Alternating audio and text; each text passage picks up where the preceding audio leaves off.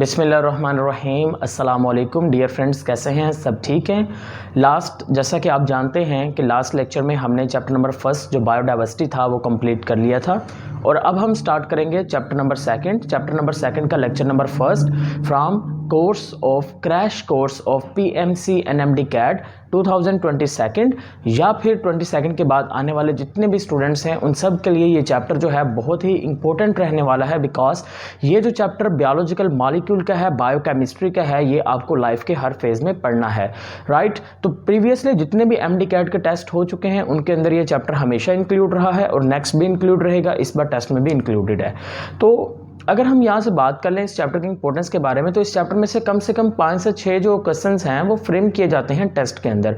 और ये जो क्वेश्चंस होते हैं ये बहुत ही सिंपल से भी हो सकते हैं, जनरल भी हो सकते हैं और कुछ कॉम्प्लिकेटेड भी हो सकते हैं। तो उन तमाम चीज़ों को हमने यहाँ पे सीखना है। तो पहले मैं आपको ये बता दूँ कि यहाँ पर कौन कौन से वो टॉपिक्स हैं जो इस चैप्टर में हम कवर अप करने वाले हैं।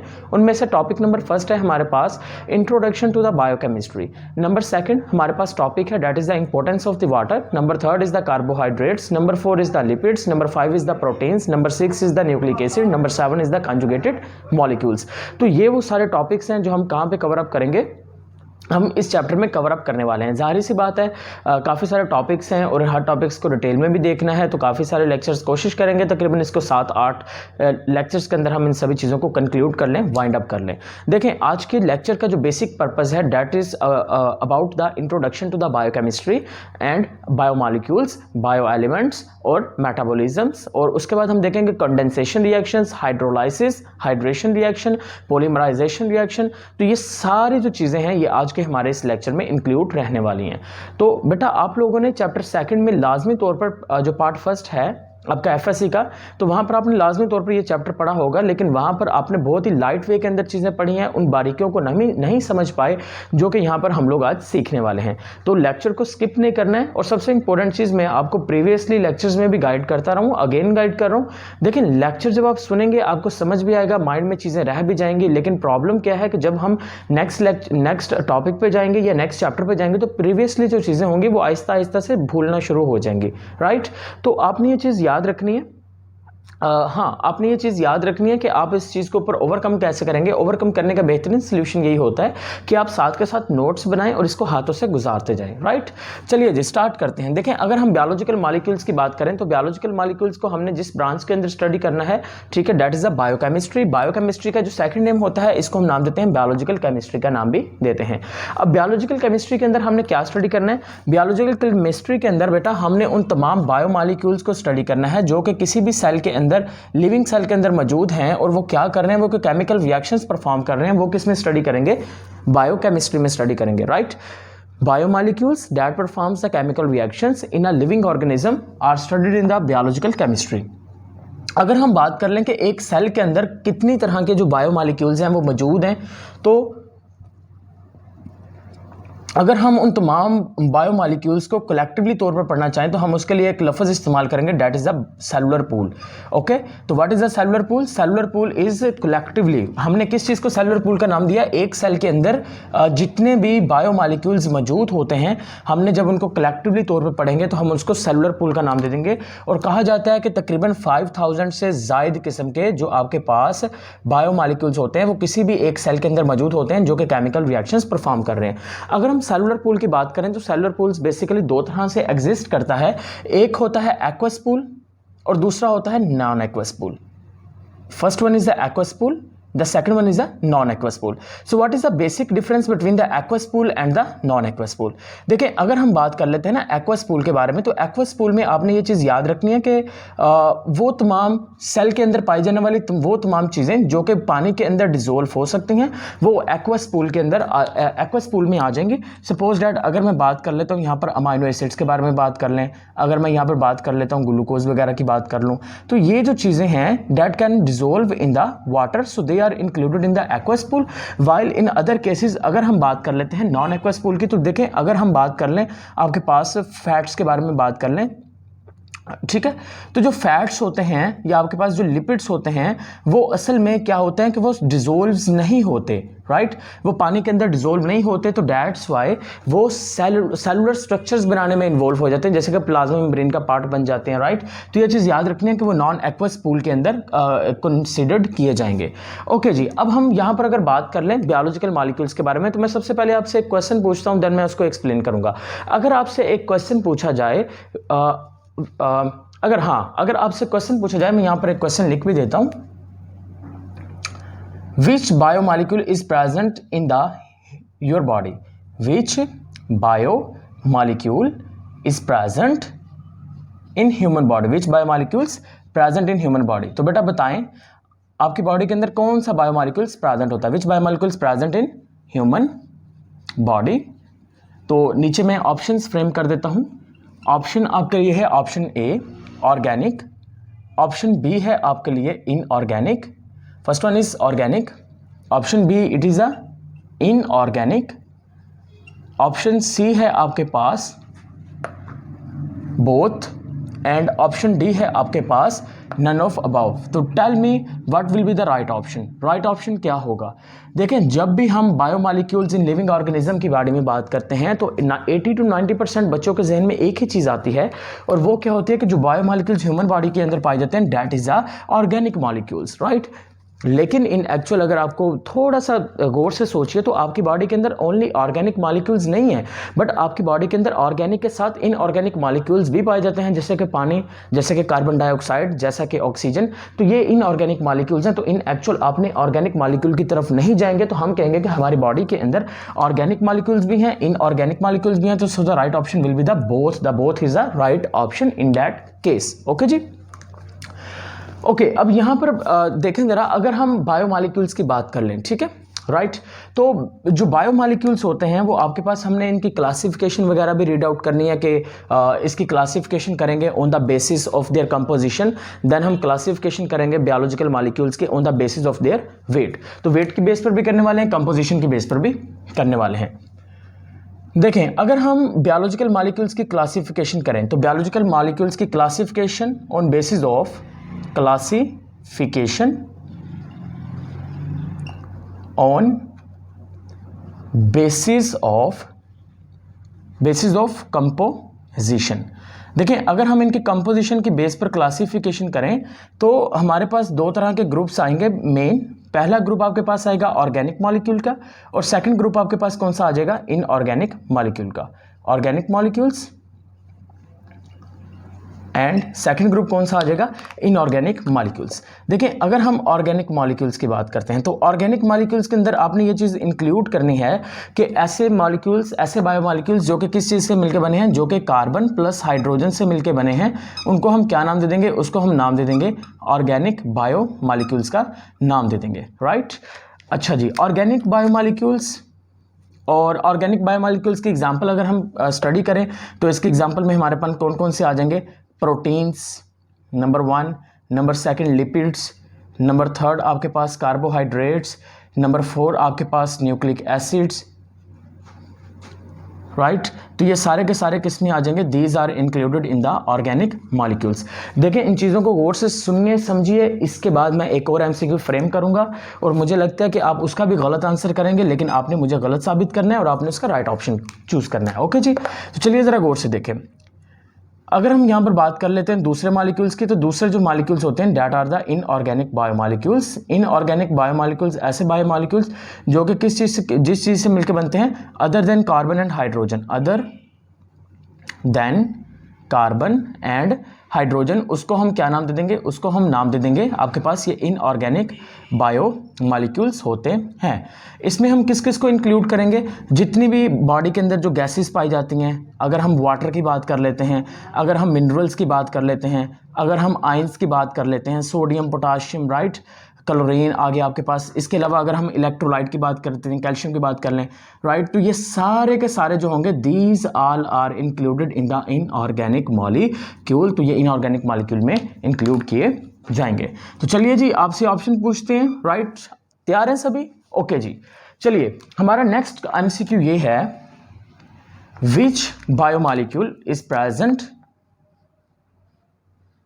विच biomolecule present in high quantity या present abundantly high quantity in living organism. तो अब बताएं, लिविंग ऑर्गेनिज्म की बॉडी के अंदर जो हाई क्वांटिटी में पाया जाता है वो आपके पास कौन से बायोमॉलिक्यूल्स होते हैं? ऑप्शन ए है आपके पास ऑर्गेनिक मॉलिक्यूल, ऑप्शन बी है आपके पास इनऑर्गेनिक मॉलिक्यूल, ऑप्शन सी है आपके पास बोथ, ऑप्शन डी है आपके पास नन ऑफ दीज। ओके जी, टाइम आपके पास होगा 30 सेकंड सोचने के लिए, तो 30 सेकंड के बाद आपको आंसर करना है, राइट। अगर कोई बच्चा आंसर करना चाह रहा है तो वो वीडियो को पॉज करे, अच्छे से सोचे 30 सेकंड के लिए और उसके बाद इसको आंसर करे, राइट। तो खैर हम क्योंकि वीडियो कंटिन्यूसली बना रहे हैं तो हम ज़्यादा टाइम नहीं लेंगे। तो देखें यहाँ पर उन्होंने पूछा आपसे ये है कि कौन सा वो बायोमॉलिक्यूल है जो कि कहाँ पर मौजूद है, जो लिविंग ऑर्गेनिज्म की बॉडी में ज़्यादा पाया जाता है। तो देखें यहाँ पर अगर हम टेक्निकली तौर पर सोचें तो हमारे जहन में एक ही क्वेश्चन आता है कि भाई ऑर्गेनिक जो मॉलिक्यूल है वो ज़्यादा पाया जाता है। क्यों? क्योंकि हम लोग खाना खाते हैं, मोस्टली प्रोटीन्स हैं, कार्बोहाइड्रेट्स हैं, लिपिड्स होते हैं, राइट। तो वो सारे के सारे ऑर्गेनिक मॉलिक्यूल्स हैं, तो सबको लगता है कि ऑर्गेनिक मॉलिक्यूल भाई साहब राइट ऑप्शन है। लेकिन एक्चुअल में ऑर्गेनिक वाला जो है ये अगेन रॉन्ग ऑप्शन है। अब रॉन्ग ऑप्शन किस लिए है? बिकॉज भाई inorganic is a right option. Inorganic molecule जो हैं वो बॉडी में ज़्यादा पाए जाते हैं ऑर्गेनिक मॉलिक्यूल की निस्बत। अब इसकी रीज़न क्या होती है? जाहिर सी बात है, अच्छा क्वेश्चन है, रीज़न आपको बताएंगे लाजमी। देखिए अगर हम अपनी बॉडी के सेल की बात कर लें तो हर सेल के अंदर, या आपकी बॉडी की बात कर लें तो आपकी बॉडी का जो 70% हिस्सा है वो किस चीज़ पर मुश्तमिल होता है? It is made up of water, ये पानी पर मुश्तमिल है। अब अगर हम वाटर की बात कर लें तो यहाँ से इसको तलाश कीजिए, तो वाटर मैंने कहाँ पे लिखा हुआ है? वाटर मैंने लिखा है इनऑर्गेनिक मॉलिक्यूल के अंदर। तो अगर हमारी बॉडी के अंदर 70% जो है वो वाटर है, इट्स मीन्स डैट कि आपकी बॉडी के अंदर जो ज़्यादा कॉन्स्टिट्यूएंट है या ज़्यादा जो परसेंटेज है वो ऑर्गेनिक की है कि इनऑर्गेनिक की है? तो राइट सॉरी, अब आपको समझ आ गया कि ज़्यादा जो कंसंट्रेशन है वो ऑर्गेनिक की नहीं है, वो किसकी है? इनऑर्गेनिक की होती है। ओके जी, ये होगी हमारी classification of the biological molecules on the basis of their composition. अब हम ज़रा थोड़ा सा नीचे और क्लासिफिकेशन कर लेते हैं। यहाँ पर क्लासिफिकेशन इस बार हम करेंगे on the basis of molecular weight. Classification on basis of molecular weight, और उसके बाद बेटा हम एक टेबल बनाएंगे और उस टेबल को अच्छे से स्मूथली तौर पर स्टडी करने वाले हैं कि वहाँ से किस तरह के क्वेश्चंस हमारे लिए एग्जाम्स में फ्रेम किए जा सकते हैं या कौन से क्वेश्चंस आपका इंतज़ार कर रहे हैं। अब देखें ये एक सिंपल सा टॉपिक है जो कि बेसिकली एक नॉर्मल सा, अगर हम चाहें तो 5 मिनट में भी कवर अप कर सकते हैं, लेकिन हमें हर उस चीज़ को देखना है जो कि आम स्टूडेंट्स नहीं देख पाएंगे, जो कि जल्दबाजी में एग्जाम्स में गलती कर देंगे। अब देखिए ज़रा यहाँ पर हम अगर इनके मॉलिक्यूलर वेट की बेस पर क्लासिफिकेशन करें तो आपके पास बेसिक 2 ग्रुप्स बन जाएंगे। पहला जो ग्रुप होगा उसको आप नाम दे देंगे माइक्रो मॉलिक्यूल का। देखें आप लोगों ने तो लफ्ज़ जो माइक्रो पढ़ा है, तो माइक्रो से रिलेटेड क्या होता है? आपने पढ़ा है कि माइक्रो का मतलब होता है स्मॉल, वेरी स्मॉल, लेकिन वो आपने माइक्रो का लफ्ज़ पढ़ा है जब आप बैक्टीरियाज को स्टडी करते हैं, राइट। तो जब हम बैक्टीरिया को, ये वायरसेस को स्टडी करते हैं तो वहाँ पर आप माइक्रो ऑर्गेनिजम्स का लफ्ज़ यूज़ करते हैं, तो वहाँ पर माइक्रो का मतलब क्या होता है? स्मॉल। लेकिन हम यहाँ पर अगर माइक्रो की बात करें तो यहाँ पर माइक्रो का मतलब स्मॉल नहीं होगा, बल्कि माइक्रो का मतलब क्या होगा? लो होगा, राइट। तो यहाँ पर पहला पॉइंट हमारे पास माइक्रो का मतलब क्या होगा? लो। तो ऐसे molecules that have low molecular weight, that have low molecular weight, उसको हम क्या नाम दे देंगे? उसको हम नाम दे देंगे बेटा माइक्रो मॉलिक्यूल्स का। क्या नाम दे देंगे? माइक्रो मॉलिक्यूल्स का नाम दे देंगे कि जिनका मॉलिक्यूलर वेट क्या होता है? कम होता है। हम उनको क्या नाम दे देंगे? हम नाम दे देंगे these are the micro molecules. Micro molecules की अगर हम बात कर लें तो बेटा आपके पास जो अमाइनो एसिड्स होते हैं, राइट, अमाइनो एसिड्स। अब यहाँ पर मैं एक चीज़ लिखने वाला हूँ जो अगेन आपका जो प्रीवियस कंसेप्ट है उसको हिला के रख देगी एक बार दोबारा से।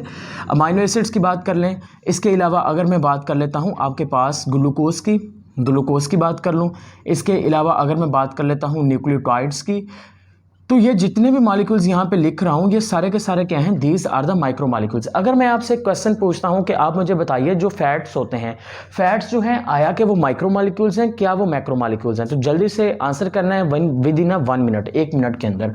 ओके जी, अगर हम दूसरी कैटेगरी देखते हैं तो दूसरी कैटेगरी में जो मॉलिक्यूल्स हमारे पास आते हैं that is a macro molecule. तो मैक्रो मॉलिक्यूल के बारे में हमें कौन कौन से पॉइंट याद रखने हैं वो भी देख लेते हैं। यहाँ पर मैक्रो का मतलब लो था, यहाँ पर मैक्रो का मतलब क्या होगा, हाई होगा। अच्छा जी बेटा, मैक्रो मॉलिक्यूल्स जिनका मॉलिक्यूलर वेट कम होता है, नंबर 1। नंबर 2 बेटा, ऐसे मॉलिक्यूल्स जो कि एसिड सॉल्युबल होते हैं। अब ये भी चीज़ मैं आपको एक्सप्लेन करूंगा थोड़ी देर में कि एसिड सॉल्युबल का मतलब क्या होता है, राइट। नंबर 3 के तौर पर अगर हम यहाँ पे बात करें तो आपने कहना है कि these are the simple molecules, ये सिंपल मॉलिक्यूल्स होते हैं। नंबर 4 पर अगर हम बात कर लें तो आप इसको ये भी बोल सकते हैं कि मोनोमेरिक होते हैं, राइट। मोनोमेरिक का मतलब क्या होता है, जो सिंगल यूनिट होता है तो उसको हम क्या नाम देते हैं, उसको हम मोनोमेरिक का नाम देते हैं। अच्छा, इसके अलावा अगर हम और इसके बारे में बात कर लें तो आपने ये भी चीज़ याद रखनी है कि जो माइक्रो मॉलिक्यूल्स होते हैं वो फिल्ट्रेबल होते हैं। अब फिल्ट्रेबल का लफ्ज़ मैंने क्यों लिखा वो भी आपको एक्सप्लेन करेंगे, right. These are the filtrable molecule.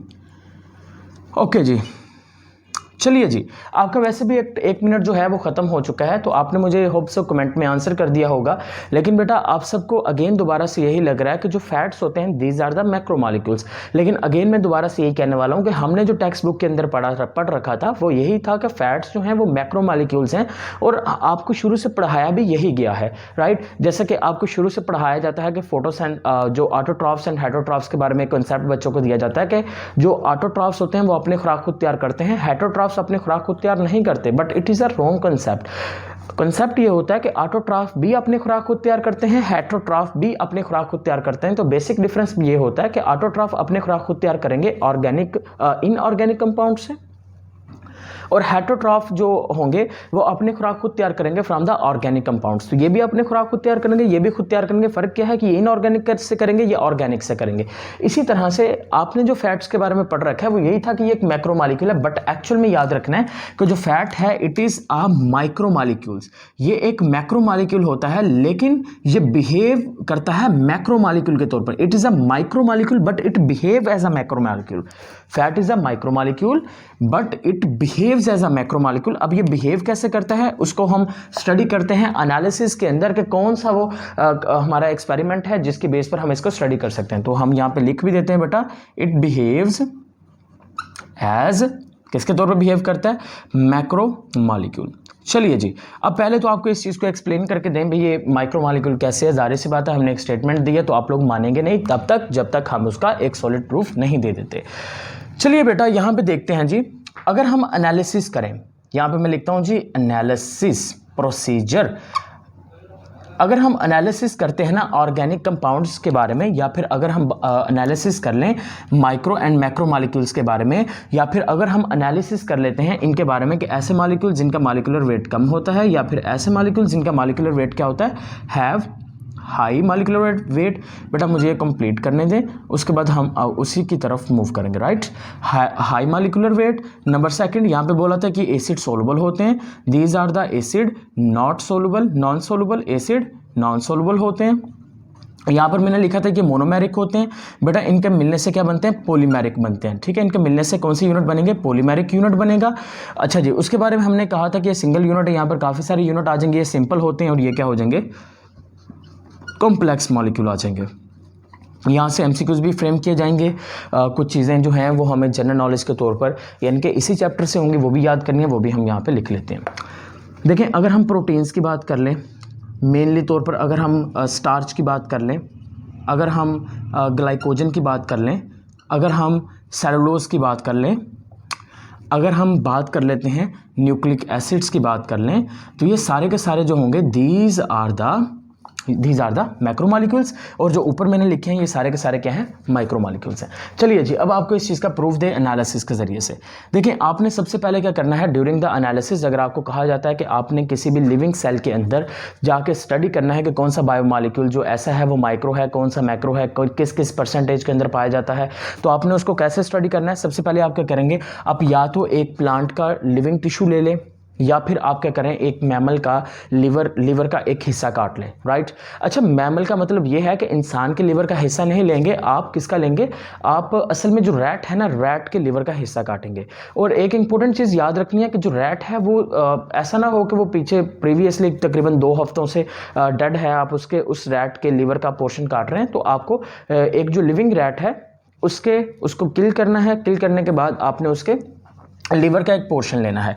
अच्छा, यहाँ पर मैं एक स्ट्रक्चर लिख देता हूँ मोस्टली तौर पर। इस तरह से एक, अगर हम अपने उर्दू ज़ुबान में कहें तो या पंजाबी में कह लें तो आपको ये लेबॉर्ट्री के अंदर भी कुछ इस तरह से देखने को मिलती है स्ट्रक्चर, जो कि केमिस्ट्री के लिए काफ़ी ज़्यादा यूज़ की जाती है, बिकॉज केमिकल्स को, बड़े केमिकल्स को छोटे में चेंज करने के लिए इस्तेमाल की जाती है।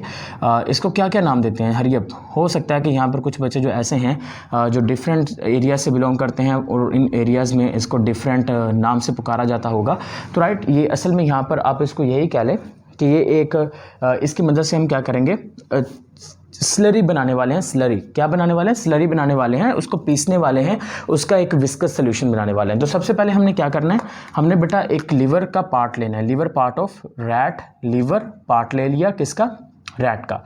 अब उसका रैट का जो लीवर पार्ट लेंगे, उस लीवर पार्ट को क्या करेंगे, उसको हम यहाँ पर, ये जो आपको यहाँ पर जो डंडा वगैरह दिखाई दे रहा है, राइट, तो इसके अंदर हम डाल देंगे। इसके अंदर डालने के बाद हम क्या करेंगे, इसकी स्लरी बना देंगे। यहाँ पर आपने लीवर का सपोज दैट एक पोर्शन काट लिया और इस डंडे की मदद से आपने क्या करेंगे, इसकी एक पेस्ट बना देंगे, राइट। तो कैसे बनाएंगे, आपने इसके अंदर एक केमिकल भी ऐड करना है। उस केमिकल का नेम क्या होगा? Trichloro acetate, right. तो हम क्या ऐड करेंगे? ट्राइक्लोरो एसीटेट ऐड करेंगे और ट्राइक्लोरो एसीटेट को ऐड करने के बाद आप उसको क्या बना लेंगे? स्लरी बना लेंगे, SLURRY। तो जब आपके पास जो विस्कस स्लरी बन जाएगी, उसके बाद आपने उसको क्या करना है, नीचे वाली साइड पर एक टेस्ट ट्यूब ले लें, राइट, इस तरह से, और ऊपर वाली साइड पर आप एक फनल ले लें और उस फनल के अंदर आप एक कॉटन पेपर रख लें या टिश्यू को एडजस्ट कीजिए। और टिश्यू को एडजस्ट करने के बाद ये जो स्लरी आपने बनाई है, इस स्लरी को आपने कहाँ से गुजार देना? ये मैंने कॉटन के पेपर्स रख दिए, राइट। और कॉटन के पेपर्स रखने के बाद आपने क्या करना है, इस स्लरी को यहाँ से पास कर देना है। जैसे ही आप स्लरी को यहाँ पे पास करेंगे तो इसके वो कंपोनेंट्स जो कि माइक्रो मॉलिक्यूल्स होंगे, जिनका मॉलिक्यूलर वेट कम होगा, जो स्मॉल होगा, वो यहाँ से कॉटन पेपर से या फिल्टर पेपर से पास आउट होने के बाद ये नीचे वाली साइड पर, टेस्ट ट्यूब में नीचे वाली साइड पर आ जाएंगे। तो जो सोलुबल पार्ट होगा उसको हम क्या नाम दे देंगे, कि जो आपके पास गुजर जाएंगे, ठीक है, उस पोर्शन को क्या नाम दे देंगे? फिल्ट्रेबल, फिल्ट्रेट का नाम दे देंगे। क्या नाम दे देंगे? फिल्ट्रेट। और जो पीछे ऊपर रह जाएगा, जो पोर्शन ऊपर रह जाएगा, जो फिल्टर नहीं होगा, उसको हम क्या नाम दे देंगे? This one is known as retentate, right. तो होप सो आपको समझ में आ गया फिल्ट्रेट के बारे में, आपको समझ में आ गया रिटेंटेट के बारे में समझ में आ गया। तो असल में जो लिपिड्स होते हैं वो जो होते हैं वो यहाँ से पास नहीं कर पाते। अगर हम अमाइनो एसिड की बात करें तो आपको अमाइनो एसिड नीचे देखने को मिलता है, नीचे वाली साइड पर। तो इसी वजह से मैंने इसको कहा कि ये क्या होंगे, ये एसिड सोलुबल होते हैं, ये इसमें से गुजर जाते हैं। तो इसी बेस पर तो हम पता लगाते हैं ना कि कौन सा माइक्रो मॉलिक्यूल है, कौन सा मैक्रो मॉलिक्यूल है। जो इसमें से गुजर जाएगा वो माइक्रो होगा, जो नहीं गुजरेगा वो मैक्रो होगा, राइट। तो ये सारे के सारे यहाँ से गुजर जाते हैं। तो डैट्स वाई हम कहते हैं कि ये नीचे वाली साइड पर जो फिल्ट्रेट होंगे वो माइक्रो होंगे, जो नहीं होंगे फिल्ट्रेट वो मैक्रो होंगे। फैट का केस क्या है? मैंने कहा fat behave as a macro molecule. उसकी रीजन क्या होती है कि जो फैट्स के मॉलिक्यूल्स यहाँ पर होते हैं ना, वो आपस में जुड़ जाते हैं, राइट। फैट्स के मॉलिक्यूल्स यहाँ पर कोएगुलेट हो जाते हैं और कोएगुलेट होने के बाद वो आपस में मिलने के बाद एक बड़ा मॉलिक्यूल बना देते हैं, जिसकी वजह से वो इस कॉटन पेपर में से या फिल्टर पेपर में से पास नहीं हो पाते। In actual these are the micro molecule but they behave as a macro molecule, right. तो अगर आप इंटरनेट पे भी स्टडी करेंगे तो वहाँ पर भी हो सकता है कि वो दिखाएंगे जो फैट है वो एक मैक्रो मॉलिक्यूल है। वो मैक्रो मॉलिक्यूल किस वजह से बोलेंगे? वो मैक्रो मॉलिक्यूल इसलिए कि हम कहेंगे because they behave as a macro molecule, but in actually जो होता है ये क्या होते हैं? ये मैक्रो मॉलिक्यूल ही होते हैं। सो hope so you have a clear concept about the micro and macro molecules को हम डिफ्रेंशिएट कैसे करते हैं। चलिए जी, अब हम यहाँ पर एक बना लेते हैं टेबल वगैरह, जिसके अंदर हमने स्टडी करना है, जो कि हमारे चैप्टर नंबर 2 के पंजाब की जो टेक्स्ट बुक है उसके अंदर भी मौजूद है, राइट। उस टेबल को बना के उसके अंदर स्टडी करते हैं कौन कौन से कंपाउंड्स मौजूद हैं, कौन कौन से बायोमॉलिक्यूल्स का जिक्र वहाँ पे किया गया है। देखें अब उन्होंने क्या लिखा है। सबसे पहले उन्होंने यहाँ पे लिखा हुआ है जी, हमारे पास सपोज डैट एक है जी बैक्टीरियल सेल का जिक्र किया गया है उन्होंने, और बैक्टीरियल सेल के बाद उन्होंने दूसरा नाम किसका लिखा हुआ है? उन्होंने जिक्र किया है मेलियन सेल का, right. Bacterial cell and the mammalian cell का जिक्र किया है। और देन आफ्टर दैट यहाँ पर कुछ बायोमॉलिक्यूल्स का जिक्र किया गया है। बायोमॉलिक्यूल्स आपको पता है ना कौन कौन से बायोमॉलिक्यूल्स होते हैं? सिर्फ ऑर्गेनिक मॉलिक्यूल्स ही बायोमॉलिक्यूल्स नहीं होते, जो ऑर्गेनिक एंड इनऑर्गेनिक है दोनों को मिला के अगर हम कहेंगे तो वो बायोमॉलिक्यूल्स में इंक्लूड किए जाएंगे। तो यहाँ पर मैं लिख देता हूँ बायोमॉलिक्यूल्स, और यहाँ पर हम अब लिखते जाते हैं। सबसे पहले हमारे पास आएगा वाटर, वाटर के बाद हमारे पास सेकंड नंबर पर क्या आ गया? प्रोटीन्स, प्रोटीन्स के बाद थर्ड नंबर पे क्या आ गया, कार्बोहाइड्रेट्स, कार्बोहाइड्रेट्स के बाद क्या आ गया, लिपिड्स, लिपिड्स के बाद क्या आ गया, डीएनए, डीएनए के बाद क्या आ गया, आरएनए, आरएनए के बाद क्या आ गया, ऑर्गेनिक मॉलिक्यूल्स, ऑर्गेनिक मॉलिक्यूल्स में उन्होंने क्या लिखा हुआ है, उन्होंने बेटा वहाँ पे लिखा हुआ है एंजाइम्स, उन्होंने वहाँ पे लिखा हुआ है हार्मोन्स, उन्होंने वहाँ पे लिखा हुआ है मेटाबोलाइट्स, राइट। तो उसके बाद उन्होंने नीचे वाली साइड पर एंड पर मौजूद है इनऑर्गेनिक मॉलिक्यूल्स, और इनऑर्गेनिक जो मॉलिक्यूल्स हैं उसके अंदर जितने भी आयंस हमारी बॉडी में पाए जाते हैं जैसे कि calcium, potassium, chlorine, sodium, right. तो ये जितने भी हैं, मैग्नीशियम, ये सारे के सारे इनऑर्गेनिक मॉलिक्यूल्स में इंक्लूडेड हैं। तो सबसे पहले बेटा यहाँ पर आपने एक चीज़ याद रखनी है कि जब वो परसेंटेज हमसे पूछेंगे तो परसेंटेज के दौरान हो सकता है कि वो हमसे ये ना पूछें कि what is the percentage in the bacterial cell और द मेमेलियन सेल, वो चेंज कर दें। अगर सपोज डैट वो आपसे पूछ लेते हैं कि भाई पानी की परसेंटेज बताइए कि जो प्रोकैरियोटिक सेल है उसमें कितनी होती है, तो आपने कंफ्यूज नहीं होना। देखें बैक्टीरियल सेल का ही दूसरा नाम क्या होता है, प्रोकैरियोटिक सेल। तो प्रोकैरियोटिक सेल की जो टर्म है वो हम बैक्टीरिया के लिए इस्तेमाल करते हैं, और जितने भी मेमेलियन सेल होते हैं ये सारे के सारे क्या होते हैं, यूकैरियोटिक सेल होते हैं। तो डैट्स वाई हम यूकैरियोटिक सेल के लिए मेमेलियन के लिए यूकैरियोटिक सेल भी इस्तेमाल कर सकते हैं लफ्ज़। देखिए वाटर की कंपोजिशन की बात करते हैं तो जो वाटर होता है वो 70% पाया जाता है, इधर वाली साइड पर भी 70% पाया जाता है, इधर वाली साइड पर भी। प्रोटीन्स की बात करें तो प्रोटीन्स जो होती है वो 15% पाई जाती है। प्रोटीन यहाँ पर कितने परसेंट पाई जाती है, 18% पाई जाती है। अगर हम कार्बोहाइड्रेट्स की बात कर लें तो कार्बोहाइड्रेट्स यहाँ पर 3% पाया जाता है, यहाँ पे 2% पाया जाता है, राइट। और अगर हम इसी तरह से नीचे की तरफ कंपोजिशन में मूव करते रहें, देखें यहाँ पर थोड़ा सा ऊपर नीचे हो गया है, मैं थोड़ा एडजस्ट कर दूँ आपको, इधर इसके सामने लिखते रहते हैं। कार्बोहाइड्रेट्स कितने परसेंट मैंने यहाँ पे लिखा, 3%। लिपिड्स कितने परसेंट होता है जी, 2%। डीएनए कितने परसेंट होता है जी, 1%। उसके बाद आरएनए कितने परसेंट होता है, आरएनए हमारे पास होता है जी 6%। ये नीचे आ जाएगा 2%, नीचे आ जाएगा 1%, राइट। इधर वाली साइड पर 18%, इसको थोड़ा सा बड़ा कर लेते हैं, 18%, यहाँ पे बेटा 15%, देन 18%, देन 3%, यहाँ पे 4%, यहाँ पे 3%, यहाँ पे 0.25%, यहाँ पे 1.1%, यहाँ पे 2% एंड यहाँ पर 1%। तो ये जो टेबल है इसको आपको एज इट इज़ ही प्रिपेयर करना है, तो आप ये समझ लो कि इसको रट्टा मारने वाली बात है, राइट। ओके जी, अब यहाँ से एमसीक्यूज कैसे फ्रेम किए जा सकते हैं। Suppose that there is a boy, या यहाँ पर हम कर लेते हैं कि if a person has a weight of, if a person has a weight of, if a person has a weight of, अगर एक पर्सन है जिसका वज़न कितना है, that has a weight of 150 kilogram, 150 kilogram, tell the weight of water in that person, weight of water in that person. तो आपने उस पर्सन के अंदर पानी कितने क्या वेट है वो आपने बताना है। एक इंसान है जिसका वजन कितना है, तकरीबन 150 किलोग्राम है, तो उसके अंदर पानी कितना है वो आपने बताना है, राइट। तो जल्दी से सोचिए हम कैसे निकालेंगे। जैसा कि हमने यहाँ पे सामने लिखा कि कोई भी ममेलियन सेल है उसके अंदर 70% वाटर होता है, तो यहाँ पर आप अंदाज़ा लगाइए कि 50% उसका बॉडी का वज़न है, कितना है जी, 150 किलोग्राम। अब मैं क्या करता हूँ, यहाँ पर मैं 100 किलोग्राम सेपरेट कर लेता हूँ, मैं 50 किलोग्राम सेपरेट कर लेता हूँ। 100 किलोग्राम का जो 70% हिस्सा है वो क्या बनेगा, पानी बनेगा। तो इसका मतलब 100 में से 70 किलोग्राम उसकी बॉडी में क्या है, पानी है। और यहाँ पर अगर हम बात कर लें 55, तो 55 का जो 70% हिस्सा बनता है वो कितना बनता है जी, वो आपके पास बनेगा 35 किलोग्राम। कितना बनेगा, 35 किलोग्राम। तो अब टोटल कर लें 100 + 35 किलोग्राम, तो उसकी बॉडी के अंदर जो पानी होगा वो कितना होगा, 105 किलोग्राम तक उसकी बॉडी के अंदर क्या होगा, पानी होगा। देखें यहाँ पर आपको घबराने की ज़रूरत नहीं है। बहुत सारे बच्चे शायद इस वक्त ये सोच रहे होंगे कि 150 किलोग्राम का अगर एक इंसान है तो उसकी बॉडी में 105 किलो पानी कैसे हो सकता है। तो मैं आपको बता दूं, देखें आपके जहन में शायद ये क्वेश्चन आ रहा है कि भाई जो वाटर होता है वो शायद पाया जाता है सिर्फ और सिर्फ जो ब्लड सेल्स और ब्लड प्लाज्मा की फॉर्म के अंदर, राइट। आप बिल्कुल ठीक बोल रहे हो बेटा, लेकिन इसके अलावा आपको इस चीज़ पर भी तो गौर करना चाहिए ना कि हमारी बॉडी जो है उसका सबसे बेसिक जो यूनिट होता है दैट इज़ अ सेल। और सेल के अगर हम बात कर लें तो हर एक सेल के अंदर वो बेशक बैक्टीरिया का है, वो प्रोकैरियोटिक है, यूकैरियोटिक सेल है, हर सेल के अंदर कितने परसेंट वाटर है, हर सेल के अंदर 70% वाटर है। मींस यहाँ से आप अंदाज़ा लगा सकते हैं कि हमारी बॉडी के अंदर कितनी पानी है, और वो सारे का सारा जो पानी है वो साइटोप्लाज्म के अंदर यानी कि हर सेल के अंदर, बॉडी के हर सेल में मौजूद है। तो उसी की बेस पर मैंने सेलुलर लेवल पे जाके ये टोटल चीज़ें हमने इसको निकाली हैं, राइट। तो इस तरह से आपसे एमसीक्यूज भी फ्रेम किया जा सकता है। नंबर सेकंड, आपसे एमसीक्यूज इस तरह से भी फ्रेम किया जा सकता है कि which biomolecule is have the same percentage in both prokaryotic and eukaryotic cell.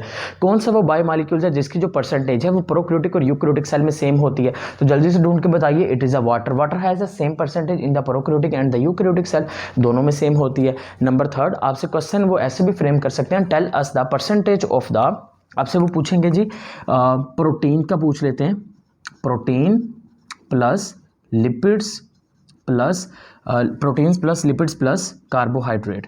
यानी कि उन्होंने आपसे एक का नहीं पूछा, उन्होंने आपको कहा कि tell us the percentage of proteins, carbohydrates and lipids in the human body.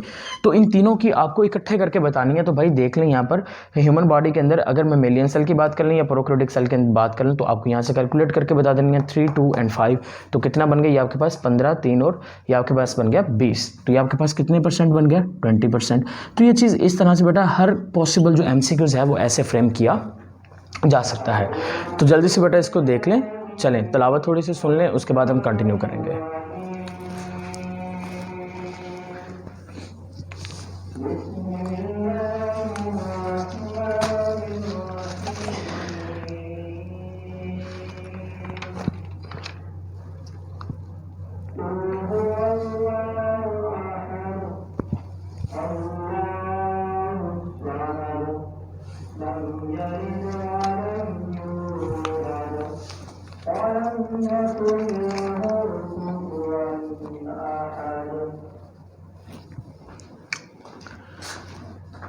Okay जी, चलिए बेटा, होप सो आप लोगों ने तिलावत सुन ली है और आपको लेक्चर भी अच्छे से समझ में आ रहा है, राइट। हम तो इसी एक्सपेक्टेशन के साथ चलेंगे भी आपको सब क्लियर हो रहा है।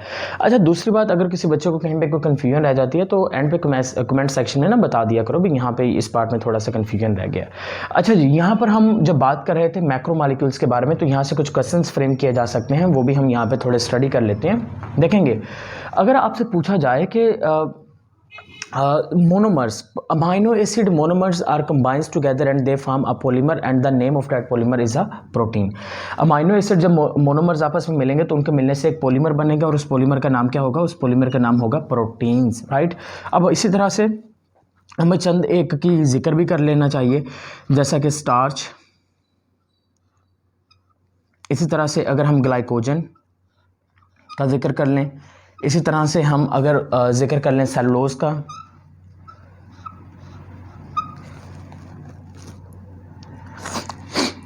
सेलुलोज का, इसी तरह से अगर हम जिक्र कर लें काइटिन का, राइट। तो ये किन किन चीज़ों से मिलकर बनते हैं। बाकी न्यूक्लिक एसिड की अगर हम बात कर लें तो आपको पता है कि nucleic acid is actual the DNA और आरएनए का जब हम कलेक्टिवली पढ़ते हैं तो हम उसको क्या नाम देते हैं, न्यूक्लिक एसिड का नाम देते हैं। अच्छा जी, यहाँ पे चंद एक चीज़ें हैं जो कि हमारे नेक्स्ट लेक्चर्स में काम आने वाली हैं, लेकिन हम क्योंकि साथ के साथ हर चीज़ को जितनी बार रिवीजन होगा कानों से आप सुनेंगे तो उतना ही बेहतर रहने वाला है आपके लिए। इधर देखें ज़रा बेटा, अगर हम स्टार्च की बात कर लेते हैं तो स्टार्च जो है वो एक पॉलीमर है, एक मैक्रोमॉलिक्यूल है, और इसका जो मोनोमेरिक यूनिट होता है, इसका मोनोमेरिक यूनिट होता है ग्लूकोज। क्या मोनोमेरिक यूनिट है, इसके मोनोमेरिक यूनिट का नाम होता है ग्लूकोज। इसी तरह से अगर हम ग्लाइकोजन की बात कर लें तो ग्लाइकोजन भी एक मैक्रोमॉलिक्यूल है, इसका भी मोनोमर यूनिट क्या होगा, इसका भी मोनोमर यूनिट होगा ग्लूकोज, राइट। अगर हम स्टार्च की बात कर लें तो स्टार्च के बारे में आपने दो पढ़े हुए हैं, एक आपने पढ़ा है माइलोज स्टार्च, माइलोज स्टार्च, और एक आपने कौन से पढ़े हैं, एक आपने पढ़े हैं amylopectin starch, amylose starch and amylopectin starch. इसी तरह से अगर हम ग्लाइकोजन की बात कर लें तो जो ग्लाइकोजन होता है, ग्लाइकोजन के लिए एक और लफ्ज़ भी इस्तेमाल करते हैं, it is known as a animal starch, ये एक एनिमल स्टार्च जो है उसके अंदर इंक्लूड की जाती है। सेलुलोज की बात कर लें तो सेलुलोज का जो सब यूनिट होता है, cotton is a pure form of cellulose, और सेलुलोज होता है most abundant carbohydrate in present in nature, right. तो ये भी ग्लूकोज पर मुश्तमिल होता है। तो ये चीज़ें जो हैं यहाँ पे लिखी जा रही हैं, ये भी आपने याद रखनी है। अब ये अगर हम इसकी बात कर लेते हैं मोनोमेरिक यूनिट के बारे में, तो काइटन जो होता है ये बीटा ग्लूकोज से मिलकर बनता है, राइट, बीटा ग्लूकोज से। ओके जी, तो बेटा जल्दी से ये जितनी भी चीज़ें हमने कवर अप कर ली हैं इसको आप नोट करिए। मैं थोड़ा सा पानी पी लूँ और देन हम अगेन कंटिन्यू करते हैं।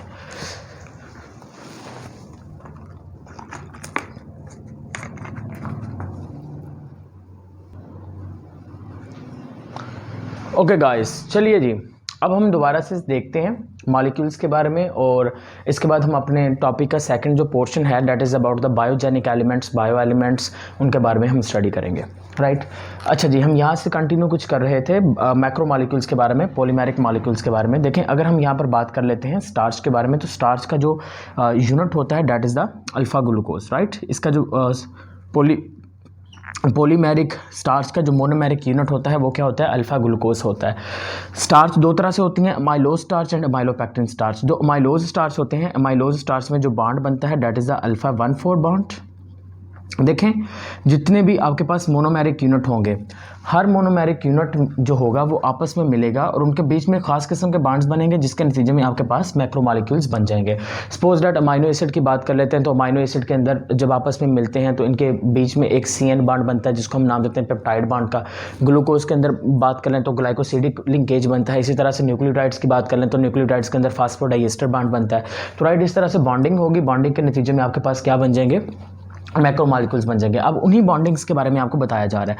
अगर हम अमाइलोपेक्टिन स्टार्च की बात कर लेते हैं, तो जो अमाइलोपेक्टिन स्टार्च होंगे इसमें आपके पास बन जाएगा जी अल्फ़ा 1,4 एक बॉन्ड आपको देखने को मिलेगा, और दूसरा आपको बॉन्ड देखने को मिलेगा प्लस अल्फ़ा 1,6। ये याद करने वाली चीज़ें हैं, ये आपने याद करनी है। अल्फ़ा 1,6 एक ये बॉन्ड आपको यहाँ पे देखने को मिल जाएगा। नंबर सेकंड के तौर पर अगर हम ग्लाइकोजन की बात कर लें, तो जो ग्लाइकोजन होता है एनिमल स्टार्च भी कहते हैं, और इसका जो मोनोमेरिक यूनिट है that is the alpha glucose. और अल्फा ग्लूकोज यहाँ पर बॉन्ड कौन सा बनता है ये भी आपने याद रखना है कि यहाँ पर बॉन्ड बनेगा अल्फ़ा 1,4, और दूसरा जो यहाँ पर बॉन्ड बनेगा दैट इज़ आल्सो अल्फ़ा 1,6, तो ये बॉन्ड बनेगा। सेलुलोज की बात कर लें तो जो सेलुलोज होते हैं, सेलुलोज में कौन सा ग्लूकोज पाया जाता है, यहाँ पर बेटा इसका जो मोनोमेरिक यूनिट है that is a beta glucose. Beta glucose की अगर हम बात कर लें तो यहाँ पर आपको जो अल्फ़ा 1,4 बॉन्ड है, यहाँ पे बीटा आएगा, राइट। तो यहाँ पर क्योंकि बीटा ग्लूकोज है तो बॉन्ड भी कौन सा बनेगा, बीटा 1,4 जो होगा वो बॉन्ड आपको देखने को मिलेगा। यहाँ पर काइटन के अंदर बीटा ग्लूकोज बॉन्ड कौन सा बनेगा, आपने ये भी चीज़ याद रखनी है, एन एसिटाइल ग्लूकोस्माइन। तो ये आपके पास जो होगा ये बेटा आपके पास, राइट, इस तरह से ये इसका मोनोमेरिक यूनिट में आ जाएगा काइटन के केस के अंदर। ओके जी, होप सो आपको ये सारी चीज़ें जो हैं वो प्रिपेयर्ड हो चुकी हैं, आपको समझ आ चुके हैं किस तरह से क्वेश्चंस वगैरह यहाँ से फ्रेम किए जा सकते हैं। अब हम फाइनली तौर पर चलते हैं एक आखिरी पोर्शन, सेकेंड लास्ट पोर्शन की जानिब, क्योंकि अभी तो काफ़ी सारा हमारा काम भी बाकी है। तो चलें यहाँ पे स्टार्ट करते हैं। होप सो मुझे लगता है कि यहाँ पे वाइट बोर्ड आ रहा है, उसके बाद हम इसको रेज करेंगे और देन दोबारा से स्टार्ट करेंगे। देखें जी, हमारा सेकंड टॉपिक है जी बायोजेनिक एलिमेंट या बायोजेनिक एलिमेंट को अगर हम दूसरे अल्फाज में देखें तो हम इसको कहते हैं bio elements, right. Biogenic elements and the bio elements. So what will be the basic difference between the biogenic elements and the bio elements, उसको भी हम स्टडी कर लेते हैं। उससे पहले मुझे देखने दें क्या ये फ्रेम में आ रहा है कि नहीं आ रहा, राइट, फ्रेम में तो आ रहा है। चलिए जी, देखें, अगर हम बायोजेनिक एलिमेंट्स की बात करते हैं तो हम कहते हैं वो तमाम एलिमेंट्स जो कि कहाँ पर पाए जाते हैं, in the body of living organism, जो कि बॉडी ऑफ लिविंग ऑर्गेनिज्म में पाए जाएंगे, उसको हम क्या नाम दे देंगे, these are known as the biogenic element, या फिर हम क्या नाम दे देंगे, बायो एलिमेंट का नाम दे देंगे। देखें, आप लोगों ने अभी तक ये सीख रखा है कि पीरियोडिक टेबल के अंदर अभी तक कितने एलिमेंट्स पाए जाते हैं। पीरियोडिक टेबल के अंदर कहा जाता है कि ऑलमोस्ट 118 तकरीबन 118 जो हैं वो 118 एलिमेंट्स पाए जाते हैं पीरियोडिक टेबल के अंदर। तो पीरियोडिक टेबल के अंदर इतने एलिमेंट्स पाए जाते हैं 118। उन 118 में से जो 92 होते हैं वो कौन से होते हैं, नेचुरली अकरिंग एलिमेंट्स होते हैं, ठीक है। नेचुरली अकरिंग जो एलिमेंट हैं वो कितने होते हैं, वो आपके पास होते हैं 92। उन 92 नेचुरली अकरिंग एलिमेंट्स में से अगर हम बायो एलिमेंट्स की बात कर लें तो आपको कितने पढ़ाए गए हैं? आपको कहा जाता है कि 16 आर द बायो एलिमेंट्स। लेकिन बेटा अगर हम सभी बायो एलिमेंट्स को देखें, मीन्स वो तमाम बायो एलिमेंट्स जो कि बैक्टीरियाज जो कि बेटा पाए जाते हैं एल्गी के अंदर, अगर हम बात कर लें फंजाई के अंदर, तो फंजाई भी तो लिविंग ऑर्गेनिज्म है ना। तो हमारे पास ये जो बायो एलिमेंट्स का नंबर जो है, प्लांट्स की बात कर लेते हैं, फंजाई की बात कर लें, एल्गी की बात कर लें, तो हमारे पास जो बायो एलिमेंट्स का नंबर है ये 16 से इंक्रीज होकर 25 तक चला जाएगा, राइट। तो हमारे पास अगर सिर्फ लिविंग ऑर्गेनिज्म में से देखें, आपकी बुक के अंदर जो उन्होंने लिखा हुआ है ना 16 बायो एलिमेंट्स का, वो उन्होंने इसलिए लिखा बिकॉज ये ह्यूमन की बॉडी में 16 bio elements major bio elements हैं। लेकिन अगर बाकी तमाम एलिमेंट लिविंग ऑर्गेनिज्म की बॉडी की बात करते हैं, एल्गी फंजाई वगैरह, तो हमारे पास टोटल बायो एलिमेंट्स कितने बन जाएंगे? हमारे पास 25 बायो एलिमेंट्स बन जाएंगे। तो दैट्स वाई ये चीज़ आपने याद रखनी है। अच्छा जी, उसके बाद अगर हम यहाँ पर बात कर लें कि बायो एलिमेंट्स कितनी तरह के होते हैं, बायो एलिमेंट्स 3 तरह के होते हैं। नंबर 1 हमारे पास आ जाएंगे major bio elements, major bio elements. Number 2 हमारे पास आ जाएंगे minor bio elements, minor bio elements. और नंबर 3 के तौर पर हमारे पास आ जाएंगे trace bio elements, trace bio elements. तो 3 बायो एलिमेंट्स बेसिकली तौर पर पाए जाते हैं, मेजर, माइनर एंड ट्रेस। अच्छा जी, अब यहाँ पे देखिए मेजर बायो एलिमेंट्स कौन से होते हैं? बेटा ऐसे बायो एलिमेंट्स जो हमारी बॉडी में एटलीस्ट 1% पाए जाते हैं। What is the true major bio elements? True major bio element, true major bio element कौन से होते हैं? तो ऐसे बायो एलिमेंट्स जो हमारी बॉडी में एटलीस्ट 1% है। तो मैं यहाँ पे क्या लफ्ज़ लिख रहा हूँ? एटलीस्ट 1% हो, यानी कि 1% से ज़्यादा तो हो, 1% से कम नहीं हो, तो वो हमारे पास मेजर बायो एलिमेंट्स होते हैं। आपके पास 16 बायो एलिमेंट्स में से जो 6 बायो एलिमेंट्स होंगे ये कौन से होंगे? These are the major bio elements. उन 6 बाकी 10 बायो एलिमेंट्स में से 6 जो होंगे वो आपके पास होंगे माइनर बायो एलिमेंट्स, और जो 4 होंगे वो आपके पास कौन से होंगे? Trace bio elements, right. तो इस तरह से ये चीज़ें याद रखनी है, बिकॉज जो यूनिवर्सल बायो एलिमेंट्स हैं वो 16 होते हैं। दैट्स वाई हमारी बुक्स में कितना मेंशन किया जाता है? 16 मेंशन किया जाता है। ओके जी, अब यहाँ पर एक बार परसेंटेज भी गो थ्रू कर लेते हैं। एक है ऑक्सीजन, ऑक्सीजन के बाद क्या आती है? कार्बन, कार्बन के बाद किसका नंबर आता है जी? हाइड्रोजन, हाइड्रोजन के बाद किसका आता है? नाइट्रोजन, नाइट्रोजन के बाद किसका आता है जी? कैल्शियम, कैल्शियम के बाद किसका आता है? Phosphorus, right. तो ये हमारे पास आ चुका है। ऑक्सीजन की बात कर लें 65%। यहाँ से भी एमसीक्यू जब भी मैंने फ्रेम करने हैं तो आंखें खोल के कान खोल कर एक्टिव माइंडेड के साथ लेक्चर, जारी बात है आपको सुनने पड़ेंगे, राइट। आपको अगर चीज़ें हर चीज़ को बारीकी से स्टडी करना है। तो ये आपके पास आगे percentage of the major and true major bio elements. यहाँ पर देखें कोई भी बायो एलिमेंट ऐसा नहीं दिखाई देगा जिसकी जो परसेंटेज है वो 1% से कम है, 1% कम से कम होनी चाहिए। ओके जी, माइनर बायो एलिमेंट्स, ऐसे बायो एलिमेंट्स जिनकी परसेंटेज बॉडी में कितनी होनी चाहिए? पहले तो ये समझ लें, जो माइनर बायो एलिमेंट्स होंगे ये 1% से कम होने चाहिए और 0.01 से ज़्यादा होने चाहिए। कहाँ तो होने चाहिए? Less than 1%, point number 1। और दूसरा मैं क्या कह रहा हूँ? More than 0.01%। तो 0.01% तो उससे तो ज़्यादा हो, लेकिन 1% से क्या होना चाहिए? कम होना चाहिए। जैसा कि हम यहाँ पे चंद एक का जिक्र कर लेते हैं। अगर हम फास्फोरस की बात कर लें, बेटा पोटाशियम की, सॉरी यहाँ पे लफ्ज़ क्या आएगा? पोटाशियम।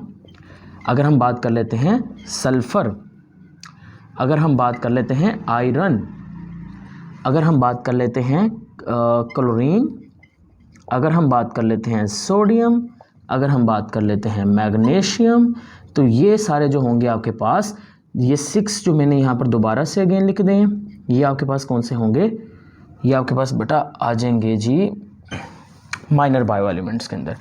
यहाँ पर परसेंटेज याद करनी है कर लें, नहीं करनी ना करें, लेकिन फिर भी मेरे ख्याल से आपको कुछ भी चीज़ें जो हैं वो स्किप करने की ज़रूरत नहीं है। हर एक चीज़ को अच्छे से प्रिपेयर करते जाएं तो इंशाल्लाह अल्लाह पाक आप सबको कामयाब करेगा। लेकिन कॉन्फिडेंस बनाए रखना है, किसी भी किस्म का कॉन्फिडेंस लूज़ करने की ज़रूरत नहीं है आपको। ओके जी, क्योंकि किस्मत जो है वो बहादुरों का साथ देती है, तो आप लोग बिल्कुल अपने जोश व जज्बे के साथ मेहनत करते रहें तो अल्लाह पाक आपको ज़रूर कामयाब कर देंगे।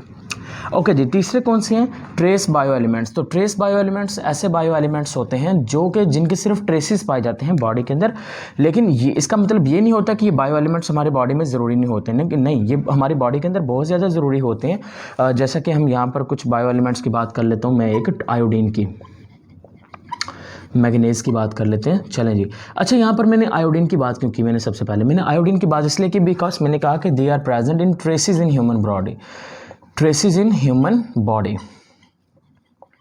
अब यहाँ पर अगर आयोडीन की बात करते हैं तो आयोडीन का आपको पता है ना, जो आपके थायराइड ग्लैंड्स होते हैं, उन थायराइड ग्लैंड्स के लिए बहुत ज़्यादा इंपॉर्टेंट है। तो बेशक ये ट्रेसेस के अंदर मौजूद है, इसका मतलब ये नहीं है कि इसकी बॉडी को ज़रूरत नहीं है, ये हमारी बॉडी के लिए बहुत इंपॉर्टेंट है। अगर ये आयोडीन नहीं मिलेगा तो जो थायराइड ग्लैंड हो गया वो साइज़ में क्या हो जाएंगे? इंक्रीज़ हो जाएंगे, जिसको आप ग्वाइटर का नाम देते हो, राइट। तो ये चीज़ आपको याद रखनी है कि सारे बायो एलिमेंट्स बहुत इंपॉर्टेंट है। अच्छा जी, इसके अलावा आप क्वेश्चन कैसे फ्रेम किए जा सकते हैं यहाँ पर?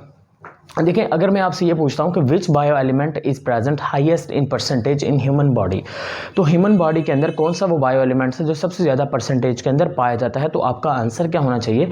The answer will be the oxygen is present is highest in percentage. Okay, अगर मैं आपसे ये पूछता हूँ कि which bio element is present in lowest quantity in the living organism, तो फिर आपको क्या चूज़ करना चाहिए? तो आपको बेटा अगर लोएस्ट क्वांटिटी का पूछा जाएंगे कि कौन सा बॉडी में सबसे कम पाया जाता है, तो फिर आपको फास्फोरस की तरफ भागने की ज़रूरत नहीं है, ना ही आपको यहाँ से नीचे की तरफ देखने की ज़रूरत है, ना ही आपको ट्रेस की एलिमेंट की तरफ देखने की ज़रूरत है, बल्कि आपको अपने ऑप्शंस देखने चाहिए। तो आपके ऑप्शंस के अंदर कौन सा वो एलिमेंट है जो आपको ढूंढना है, जो सबसे कम अमाउंट में, तो आपने ऑप्शंस को देखकर टिक करना है कि राइट ऑप्शन कौन सा बन सकता है। ओके जी। तीसरा ऑप्शन कैसे पूछा जा सकता है आपसे? वो आपसे अगर पूछेंगे कि percentage which true major bio elements, which major bio element is present in less quantity in the living organism, तो लिविंग ऑर्गेनिज्म के अंदर कौन सा major bio elements less quantity में पाया जा सकता है?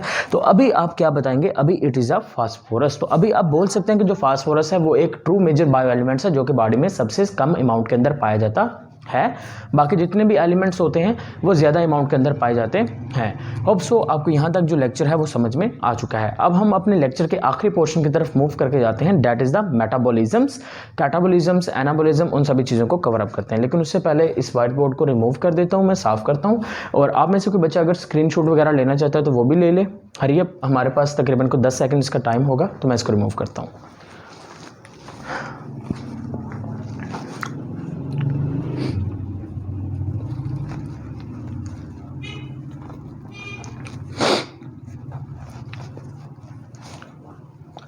ओके जी, होप से बेटा आपने अपना काम कर लिया है।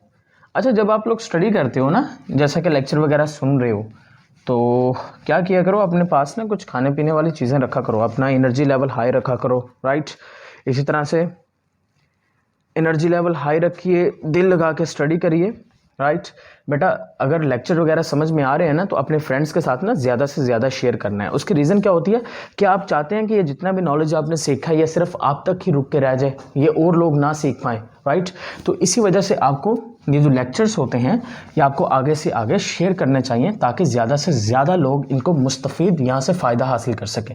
क्योंकि आप ही के जो बहन भाई हैं जो बैकवर्ड एरिया से बिलोंग करते हैं, जो किसी रीज़न की वजह से अपनी मज़ीद अपॉर्चुनिटी के लिए नेक्स्ट बड़े सिटीज़ में नहीं जा सकते एजुकेशन के लिए या एमडी कैट की प्रिपरेशन के लिए, तो उनके लिए एक बेहतरीन प्लेटफॉर्म है, बेहतरीन अपॉर्चुनिटी है कि वो यहाँ से प्रिपेयर कर सकते हैं। ओके जी, चलिए जी, अब यहाँ पर आ जाएं, हम लेक्चर का आखिरी पोर्शन देखते हैं। और आखिरी पोर्शन हमारे पास कौन सा है? That is the metabolisms. देखिए, मेटाबॉलिज्म्स की जो टर्म है it is given by the Ibn Nafis for the first time. और मेटाबॉलिज्म होता क्या है? जितने भी बॉडी के अंदर केमिकल रिएक्शंस हैं, the set of chemical reactions taking place in a human body are collectively known as a metabolism.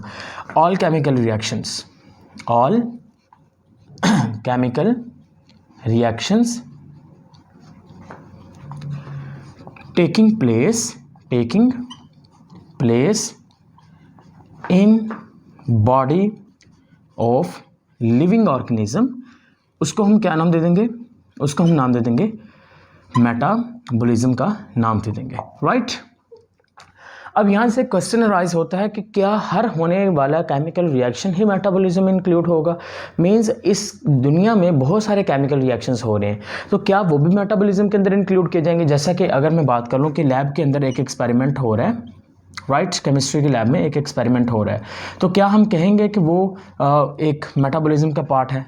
हम उसको हरगिज़ इंक्लूड नहीं कर सकते, बिकॉज हमने कहा कि मेटाबॉलिज्म सिर्फ उन्हीं केमिकल रिएक्शंस का नाम है जो कि किस में हो रहे हैं, लिविंग ऑर्गेनिज्म की बॉडी में हो रहे हैं।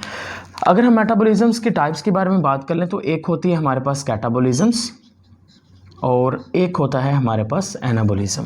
तो कैटाबॉलिज्म्स और एनाबॉलिज्म के साथ साथ हमें कुछ और दो केमिकल रिएक्शंस को स्टडी करना है। उनमें से पहला जो केमिकल रिएक्शन होगा दैट इज़ अ हाइड्रोलाइसिस और सेकंड होगा कंडेंसेशन रिएक्शन।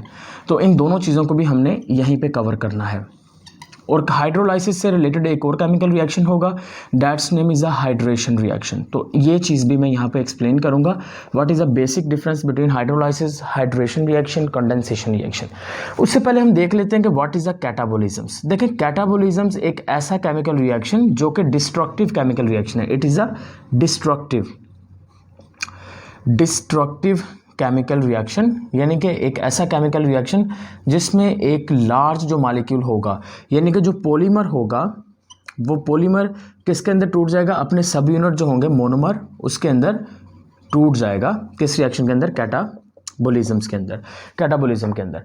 अब यहाँ पर जो कैटाबॉलिज्म होता है ये कौन सा रिएक्शन होता है, इट इज़ अ हाइड्रोलाइसिस। ये हाइड्रोलाइसिस होती है।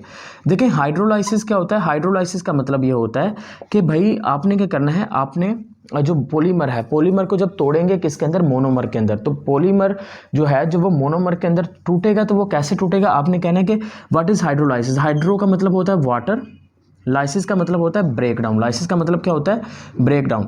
यानी कि हमारे पास जो लार्ज मॉलिक्यूल होगा वो लार्ज मॉलिक्यूल अपने छोटे मॉलिक्यूल्स के अंदर तभी टूटेगा जब हम उसके अंदर क्या चीज़ ऐड करेंगे, वाटर का मॉलिक्यूल ऐड करेंगे। तो पॉलीमेरिक कंपाउंड्स के अंदर हमें किस चीज़ को ऐड करना होता है, हमें वाटर के मॉलिक्यूल को ऐड करना है। जब हम पॉलीमेरिक कंपाउंड में वाटर के मॉलिक्यूल को ऐड करेंगे तो एज अ रिजल्ट वो हमारे पास जो पॉलीमेरिक कंपाउंड होगा वो अपने जो मोनोमर है जिसका नाम क्या होगा आपके पास, छोटे छोटे मोनोमर्स होंगे उसके अंदर टूट जाएंगे। तो ये जो कैटाबॉलिज्म होता है ये असल में कौन सा रिएक्शन होता है, हाइड्रोलाइसिस होती है। अगर हम एनाबॉलिज्म की बात कर लें तो हम ये जो रिएक्शन होगा इसका नाम होता है कंस्ट्रक्टिव रिएक्शन।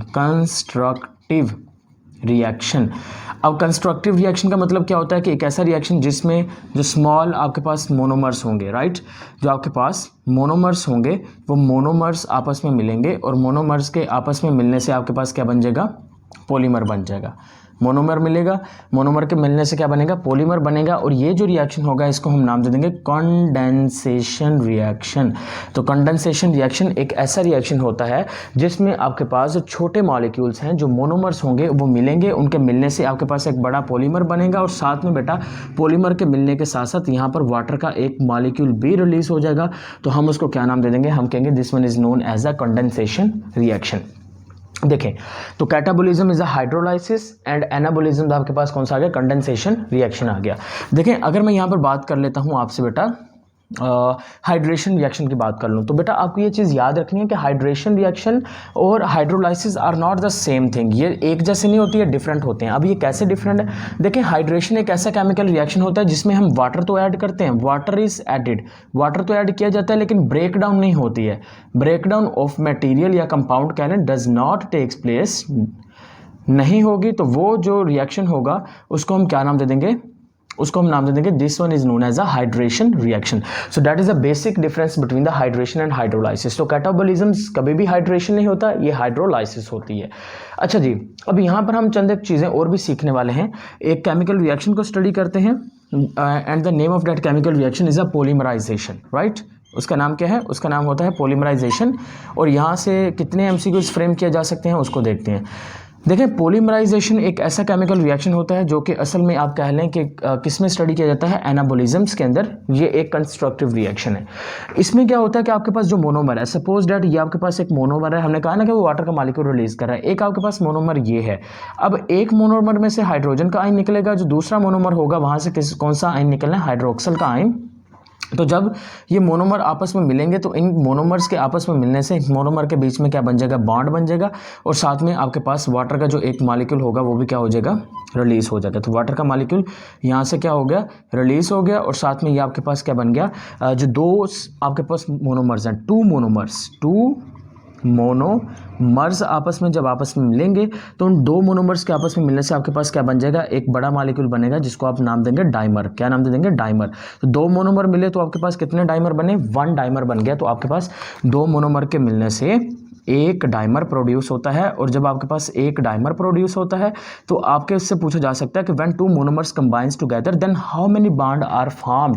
जब दो मोनोमर्स आपस में मिलते हैं तो कितने बॉन्ड बनते हैं, तो बेटा एक बॉन्ड बनता है, ओनली 1 बॉन्ड इज फॉर्म्ड। जब when 2 monomers are combined together then how many molecules of water are release. So only 1 molecule of water, 1 molecule of water is released. तो ये चीज़ आपने याद रखनी है, राइट। इसी तरह से अगर मैं बात कर लेता हूँ कि व्हेन 5 मॉलिक्यूल्स, यहाँ पे मैं लिख लेता हूँ एक ऑप्शन अगर मैं फ्रेम करके दूँ आपको, व्हेन 5 मॉलिक्यूल या 5 मोनोमर लिख लें, molecules combine, 5 molecules combine together then they produce. तो बेटा वो क्या प्रोड्यूस करेंगे, तो ये चीज़ आपने याद रखनी है कि जब 5 मॉलिक्यूल्स आपस में कंबाइन कर रहे हैं तो उनको कंबाइन करने से क्या प्रोड्यूस होगा। यहाँ पर option A 1 dimer and 1 trimer, क्या ये प्रोड्यूस करेंगे। ऑप्शन बी है आपके पास, ऑप्शन बी आपके पास आ गया, यहाँ पे लिख लेते हैं जी, 2 dimer and 1 monomer unit remains। Option C आ गया आपके पास, 1 पेंटामर। ऑप्शन डी आ गया आपके पास, all of these are correct. जल्दी से बताइए इनमें से कौन सा ऑप्शन जो है वो ठीक आपको लग रहा है। तो इनमें से जो राइट ऑप्शन है वो आपके पास कौन सा, जल्दी से पॉज करके सोच सकते हैं आप लोग। ओके जी, the right option is C1। जो सी है आपके पास ये एक राइट ऑप्शन होता है। उसकी रीज़न क्या है कि यहाँ पर जब 5 मोनोमर्स आपस में मिलेंगे तो डैट इज़ नॉट पॉसिबल कि एक डाइमर बने, एक ट्राइमर बने, 2 डाइमर बने, एक मोनोमर बने। तो इन सब मॉलिक्यूल्स के मिलने से सिर्फ एक ही आपके पास पॉलीमर बनेगा और उस पॉलीमर का नाम क्या होगा, पेंटामर होगा। ठीक है, पेंटामर होगा। अब यहीं से मैं ऑप्शन फ्रेम कर सकता हूँ और भी, when 5 monomers are combined together then how many bonds are present between, how many bonds are formed in a pentamer। जल्दी से बताना है आप लोगों ने। और ये स्टॉप कर सकते हैं, अगेन बोल रहा हूँ, when 5 monomers combines together then how many molecules of water are released then how many bonds are formed between these monomer, ये आपने बताना है। देखें जी, हम यहाँ पे स्टडी करने की कोशिश करते हैं। 1 2 3 4 5, तो मेरे पास 5 क्या है, मोनोमर है। जब ये 5 मोनोमर मिलेंगे तो एक पेंटामर बनेगा। तो मैं देख लेता हूँ बॉन्ड कितने बन रहे हैं, 1 2 3 4।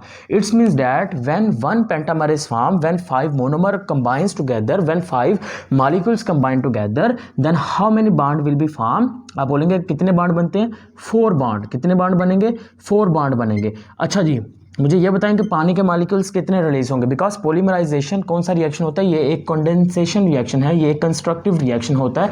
तो दैट्स वाई मुझे बताएं कि आपके पास कितने वाटर के मॉलिक्यूल रिलीज होंगे। देखें बेटा, पानी का मॉलिक्यूल तभी रिलीज होगा जब बॉन्ड बनेगा, राइट। कितने बॉन्ड बन रहे हैं, 4 बॉन्ड बन रहे हैं। तो वाटर के मॉलिक्यूल भी कितने रिलीज होंगे, 4 वाटर जो मॉलिक्यूल्स होंगे वो क्या हो जाएंगे, रिलीज हो जाएंगे। तो दैट्स वाई, तो ये आपने याद रखना है, 4 बॉन्ड बनेंगे, 4 वाटर के मॉलिक्यूल रिलीज हो जाएंगे यहाँ पर इस केमिकल रिएक्शन के दौरान। सो इसी तरह से अगर आपसे वो कोई और नंबर भी दे देता है, आपको कहता है कि 10 मॉलिक्यूल्स 10 मोनोमर्स आपस में कंबाइन कर रहे हैं, तो आप बताइए कितने मॉलिक्यूल्स रिलीज होंगे। तो जितने आपके पास मोनोमर के नंबर होंगे उसका एक नंबर आप कम कर देंगे, उतने ही वाटर के मॉलिक्यूल रिलीज होने वाले हैं, उतने ही आपके पास क्या चीज़ यहाँ पर के बनने वाले हैं, बॉन्ड बनने वाले हैं। तो बेटा ये आपका हमारा आज का total lecture that is related to the introduction to the biological molecules, bio elements, metabolisms, और उसके बाद हमने थोड़े छोटे छोटे केमिकल रिएक्शंस देखे, polymerization reaction and other reactions. So hope so आपको ये टॉपिक, ये लेक्चर पसंद आया है, समझ में आ गया है। और अगेन एक क्लासेस के साथ हम लेक्चर ख़त्म कर रहे हैं। और work hard enough that so that one day you can say that scalpel please. इतनी मेहनत कीजिए, इतनी ज़्यादा मेहनत कीजिए ताकि आप इस काबिल बन सकें कि आप एक दिन ये लाजमी तौर पर कहें scalpel please. So hope so अल्लाह पाक अगेन आप सबको कामयाब करे। कामयाबी के लिए मेन जो चीज़ रिक्वायर्ड होती है वो होती है आपकी डेडिकेशन, और डेडिकेशन के साथ आप कितने कंसिस्टेंसी चाहिए आपको। याद रखना किसी भी काम में कामयाबी के लिए कंसिस्टेंसी चाहिए होती है, राइट। तो कंसिस्टेंसी के साथ काम करना है। जहाँ पर आपका थोड़ा सा भी किसी किस्म का आपका कॉन्फिडेंस लूज़ होने लगे तो आपने खुद को दोबारा से ग्रो अप करना है, राइट। आपने खुद को फॉल होने नहीं देना। ओके बेटा, इंशाल्लाह नेक्स्ट लेक्चर में आपसे मुलाकात होगी। तब तक आप अपने इस चीज़ के नोट्स प्रिपेयर करते जाएँ, एक बार हैंडआउट्स बनाते जाएँ, ताकि एनुअल एग्ज़ाम में, यानी कि एनुअल एग्ज़ाम का मतलब जब आपका फाइनल एग्ज़ाम आएगा MD कैट का, तब आपको किसी भी किस्म की कोई प्रॉब्लम का सामना ना करना पड़े। Okay guys, stay connected and अल्लाह हाफिज़।